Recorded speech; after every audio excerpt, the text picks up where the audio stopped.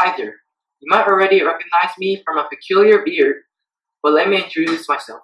First of all, I'm not Santa Claus in a tuxedo. Anyways, my name is Mendeleev Mendeleev, and I am a talented Russian genius. I was born in February 8th, 1834 in the town of Tobolsk, Siberia. I had, I'm pretty sure, 17 siblings in total. However, 14 of them has not managed to remain alive after their birth. My father became blind on the ear when I was born and eventually died in the year 1847 when I was only 13. Thus, my mother, to support our family, started operating a small glass factory that's already owned by her family.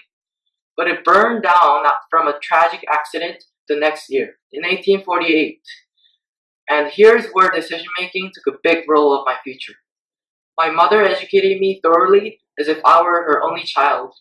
So thanks to her and my intelligence, when our family moved to the state of St. Petersburg, I managed to go to the famous St. Petersburg State University in the same year. In the year 1854, when I was 21, I was infected to tuberculosis, a devastating disease that destroys people's lungs with TB bacteria. But here I am right now, talking about my inspirational biography to you. I graduated this university in the year 1855. In the following year, I first started in teaching students in Simferopol, Crimea. The next year, I returned to St. Petersburg and earned my master's degree in chemistry. And in 1861, I published a magnificent textbook in the way I wanted textbooks to be written like, which earned me a Demidov Prize, a special honor for prestigious Russian scientists, in 1862. I married a beautiful woman named Fiozba the year later, became a professor at St. Petersburg University in 1865. I wrote a historic textbook, The Principles of Chemistry, in 1869, which made the first public appearance of my amazing periodic table of elements. It does not look that colorful and all, but here it is.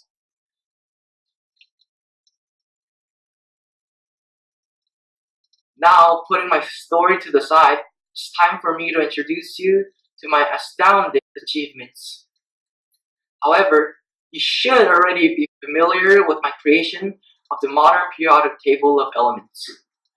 You might think that it's just a simple data table, but actually, it's a marvelous treasure in chemistry.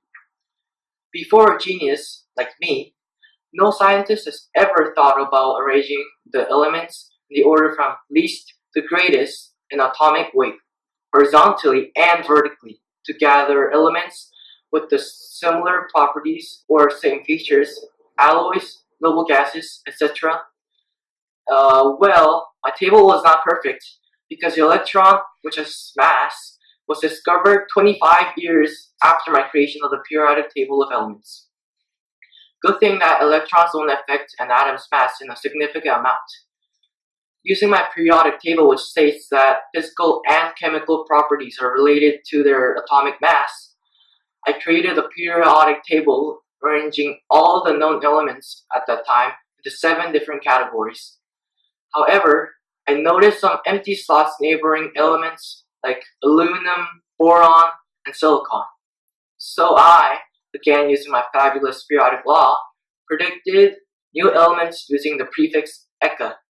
For instance, Eka aluminum, also known as gallium, Eka boron, scandium, Eka silicon, germanium, and Eka manganese, technetium. Eka means next to or under, or I said neighboring. I retired from teaching students in the year 1890, and I became a government consultant to help my home country, Russia, develop in areas like petroleum production, natural gas, coal industry, and agriculture using my favorable knowledge in science. In 1906, I was almost nominated my first ever Nobel Prize under the subject of chemistry. In the year 1907, I was awarded the Copley Medal, the last award of my life. Right now, I'm just in St. Petersburg, living with respect and honor. The loyal students will carry an immense copy of the periodic table of elements as a tribute to my astounding work of my life. At least I have an element named after me like Mendeleev.